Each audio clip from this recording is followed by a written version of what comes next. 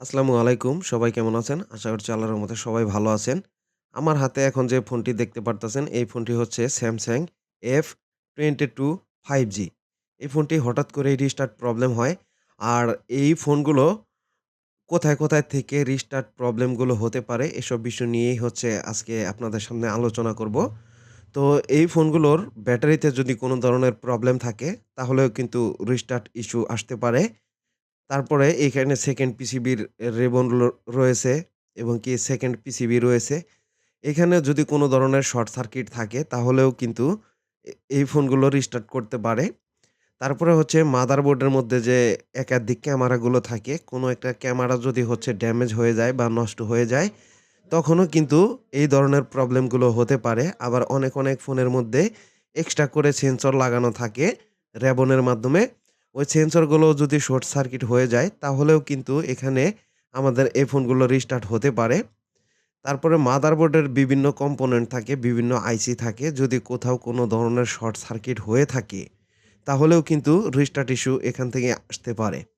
আবার এইখানে হচ্ছে যদি সিপিইউ আইসিতে কোনো ধরনের প্রবলেম থাকে বা কোনো বল হচ্ছে ডিসকানেক্ট হয়ে যায় মাদারবোর্ড থেকে, বা এখানে হচ্ছে স্টোরেজ আইসিতেও যদি প্রবলেম থাকে বা হেলথ খারাপ থাকে, সেই ক্ষেত্রেও কিন্তু আমাদের এই ফোনগুলো প্রবলেম হতে পারে, রিস্টার্ট ইস্যু আসতে পারে।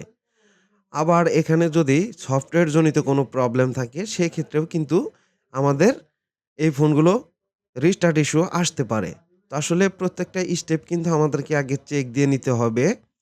আবার এখানে আরেকটি বড় বিষয় হচ্ছে যে কাস্টমারের সাথে আগে কথা বলে এখানে বৃত্তান্তগুলো নিতে হবে যে এই ফোনটা কিভাবে প্রবলেম হয়েছে। আবার অনেক ভাইদের ফোনগুলোই হচ্ছে আপডেট দেওয়ার পর থেকেই এই ফোনগুলো বিভিন্ন প্রকার ঝামেলা করে। এখানে রিস্টার্ট করে, আবার কিছু ফোন ডেড হয়ে যায়। তো যে ফোনগুলো রিস্টার্ট করে আপডেট দেওয়ার পরে, সেই ফোনগুলোর ফাইলে যদি কোনো বাগস থাকে, তাহলে এখানে এই ফোনগুলো রিস্টার্ট করবে। যদি এই ফোনের স্টোরেজের হেলথ খারাপ থাকে, একটু আগেও বলে আসলাম, এগুলো হেলথ রিপেয়ার না করা পর্যন্ত কিন্তু এই ফোনটি রিস্টার্ট বন্ধ হবে না বা কমপ্লিটলি ফোনটা কিন্তু চালু হবে না। আবার এইখানে হচ্ছে সিপিইউতে কিছু ক্যাটাগরির সিপিইউ রয়েছে, যেগুলো 5G সিপিইউ। এগুলো অত্যাধিক মাত্রায় গরম হয়। গরম হয়ে আইসির নিচের যে বলগুলো, এই বলগুলো হচ্ছে যে একদম মরিচার মতো হয়ে যায়। যখন এখানে মরিচার মতো হয়ে যাবে, তখন এই বলগুলো হচ্ছে ডিসকানেক্টের মতো হবে। একসময় কানেকশন পাবে, একসময় পাবে না। তখন কিন্তু এই ফোনগুলো রিস্টার্ট করতে পারে। তো এগুলো প্রত্যেকটা স্টেপ আমরা চেক করে নিব। চেক করে নিয়ে যেইখানে আমরা ফল্ট পাবো সেইখান থেকেই আমরা রিপেয়ার করার চেষ্টা করব। তো এই ফোনটির বক্তব্য হচ্ছে যে এই ফোনটি হঠাৎ করেই প্রবলেমটি সংঘটিত হইছে। তার আগে মোটামুটি খুব ভালোই ফোনটি চলতো। কিন্তু মাঝে মধ্যে ২-১ বার রিস্টার্ট করত। কিন্তু এখন এই ফোনটি সম্পূর্ণই প্রবলেম হয়ে গেছে। এই ফোনটি হাত থেকে পড়েও যায়নি, আপডেটও করেনি। তারপরে হচ্ছে যে এই ফোনটি দিয়ে যে গেম খেলা, সেটিও কিন্তু গেমেও কিন্তু খেলে না। এটা গেমিংও করে না। যার কারণে এই ফোনটি কিন্তু সিপিইউ থেকে প্রবলেমটাই আমরা ধরে নিতে পারি। যাতে করে হচ্ছে সর্বপ্রথমই আমরা অন্য কোথাও আর হাত দিব না। হাত না দিয়ে সিপিইউটা রিবোলিং করে নিব। আর এখানে আমরা আরেকটি বিষয়, গুরুত্বপূর্ণ বিষয় যেটি, এখানে কোনো ধরনের ঢাকনা না উঠিয়ে ঢাকনার আশেপাশে যে কম্পোনেন্টগুলা থাকে, এই কম্পোনেন্টগুলো আমরা এক করে হচ্ছে যে চেক দিয়ে নিব। যে এখানে কোনো ধরনের কোনো কম্পোনেন্ট শর্ট সার্কিট আছে কিনা। আর ঢাকনা উঠাতে গেলে, উঠানোর পরে যদি আমরা আসলে শর্ট চেক করি, সেই সময়তে হট এয়ার গানের তাপমাত্রার কারণেও কিন্তু কিছু আইসি এখানে লেগগুলো লেগে শর্ট হয়ে যেতে পারে, হিট লেগে।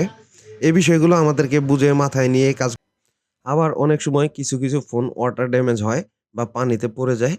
পানিতে পড়ে গেলে সেই ক্ষেত্রে কিন্তু সিপিইউ রিবোলিং করলে কিন্তু এই কাজগুলো না হওয়ার সম্ভাবনাটাই বেশি থাকে।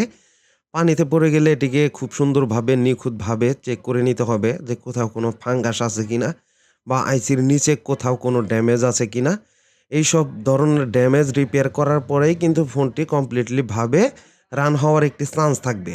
আর যদি আমরা উল্টাপাল্টা করে কাজ করি, তাহলে কিন্তু এই রিস্টার্ট ইস্যুগুলো সলভ হবে না। আর এই রিস্টার্ট ইস্যুগুলো নির্দিষ্ট একটি জায়গায় থেকে কখনো হয়ে থাকে না। একেকটি ফোনের রিস্টার্ট ইস্যু একেকটা জায়গা থেকে হয়। কিছু ফোন আমরা সিপিইউ থেকে পেয়ে থাকি। আবার কিছু ফোনগুলো হচ্ছে ব্যাটারির যে একটা পিটিসি আইসি থাকে, ওইটাও যখন নষ্ট হয়ে যায় তখনও কিন্তু এই ফোনটি রিস্টার্ট আসে বা রিস্টার্ট ইস্যু হয়। ওইটাকে চেঞ্জ করে দিতে হয়। আবার কিছু ফোনের হচ্ছে যে একটু বয়স বেড়ে গেছে ২ বছর, ৩ বছর, ৪ বছর, ৫ বছর মতো ইউজ করার পরে এই ফোনগুলো রিস্টার্ট ইস্যু আসে বা লোগো হ্যাং আসে। তো এই ফোনগুলো কিন্তু হচ্ছে স্টোরেজে প্রবলেম থাকে। স্টোরেজে প্রবলেম হইলে তখন কিন্তু সিপিইউতে কাজ করলে হবে না। আবার সিপিইউতে সমস্যা থাকলে তখন স্টোরেজে কাজ করলেও কিন্তু হবে না। এইসব কিছু আমরা সবসময়ই আস্তে ধীরে কাজগুলো করার চেষ্টা করব। যাতে করে হচ্ছে কোনো কাস্টমার ভাইয়ের ক্ষতি না হয়। আর এগুলো আমরা প্রতিনিয়তই করে যাচ্ছি। যদি কোনো ভাইদের এই কাজগুলো করতে কষ্টসাধ্য হয় বা পর্যাপ্ত পরিমাণ ইন্সট্রুমেন্ট নেই, তারা আমাদের সাথে যোগাযোগ করতে পারেন। কম খরচের মাধ্যমেই আপনারা কিন্তু আমাদের থেকে এই সার্ভিসগুলো নিতে পারবেন। আমরা আইসি রিবোলিং সহ নেটওয়ার্ক আইসি, পাওয়ার আইসি, এভরিথিং যত আইসি আছে প্রত্যেকটা আইসি কিন্তু আমাদের কালেকশন রয়েছে। এগুলো আপনাদের কখনো কোনো সময় ড্যামেজ হলে বা প্রয়োজন হলে আমাদের সাথে যোগাযোগ করে নিতে পারবেন। আর বাংলাদেশের যেকোনো আনাচে-কানাচে যেকোনো প্রান্ত থেকে কুরিয়ার সার্ভিসের মাধ্যমেও কিন্তু আপনারা এই সেবাগুলো গ্রহণ করতে পারবেন। এগুলো সবার জন্যই প্রযোজ্য। আর আমার ডেসক্রিপশন বক্সে একটি নাম্বার দেওয়া থাকবে। আপনারা চাইলে ওখানে কন্টাক্ট করতে পারেন। আর আমার ভিডিওগুলো সবাই শেয়ার করে দিবেন যাতে করে অন্যান্য ভাইয়েরা এই ভিডিওগুলো দেখে উপকৃত হতে পারে। একটি লাইক দিবেন। আর এখানে কথায় হচ্ছে আইসিটা ক্লিন করা শেষ হয়ে গেল। রিবোলিংও শেষ হয়ে গেছে। মাদারবোর্ডটিও ক্লিন করা হয়ে গেছে। এখন আইসিটি ইনস্টল করার পালা। এখানে আইসিটা খুব সুন্দরভাবে ডট বার দেখে এখানে নিখুঁতভাবে বসিয়ে নিতে হবে। তা না হলে নিচে পেস্ট থাকলে কিন্তু আইসিটি দৌড় দিয়ে অন্যদিকে সরে যাবে। এটিকে পুনরায় আবারও কিন্তু রিবোলিং করতে হবে। আবার যখন পুনরায় রিবোলিং করতে যাব তখন কিন্তু আসলে ধৈর্য অনেকের ধৈর্য হারা হয়ে যান। সেই সময়তে কিন্তু এই কাজগুলোতে ব্যাঘাত ঘটে। আমরা সবসময়ই চেষ্টা করে থাকবো যে এক চান্সের যেন কাজগুলা হয়। তাতে করে হচ্ছে এই ফোনগুলো ভালো চলবে। যেমন একবার হিটে এই আইসিটি উঠিয়ে রিবোলিং করে লাগিয়ে দিলাম।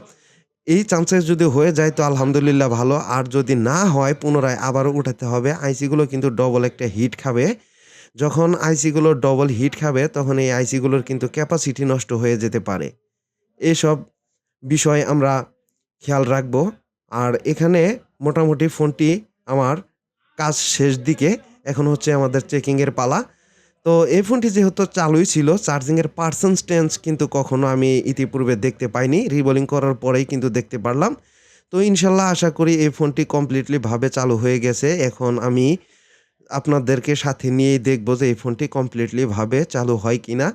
তো Samsung ফোনগুলো যখন আমরা রিবোলিং করি তখন এই ফোনগুলো চালু হইতে একটু লেট হয়। কারণ আইসির মধ্যে একটু হিট পড়ে আর পাশেই থাকে হচ্ছে স্টোরেজ আইসি। স্টোরেজ আইসিগুলা এবং কি মাদারবোর্ড যখন উত্তপ্ত থাকবে তখন কিন্তু ফোনগুলো একটু স্লো মোশনেই এই ফোনগুলো রান হবে। তো এখনো পর্যন্ত এটি কিন্তু লোগোতে আটকে আছে। রিস্টার্ট একবারও করেনি। তো আশা করি এই ফোনটির প্রবলেমটি সলভ হয়ে গেছে। তো আপনারা দেখতেই পারতেছেন এই ফোনটি কিন্তু কমপ্লিটলি ভাবে চালু হয়ে গেল। এই যে টাচেও কাজ করতেছে। তো আশা করি এভরিথিং আরো যত সেকশন আছে প্রত্যেকটা সেকশন কিন্তু ঠিক থাকার কথা। তো দেখেন আমি আপনাদেরকে ক্লিয়ার করে দিলাম। আসসালামু আলাইকুম। সবাই ভালো থাকবেন। আজকের মতো এখানেই শেষ।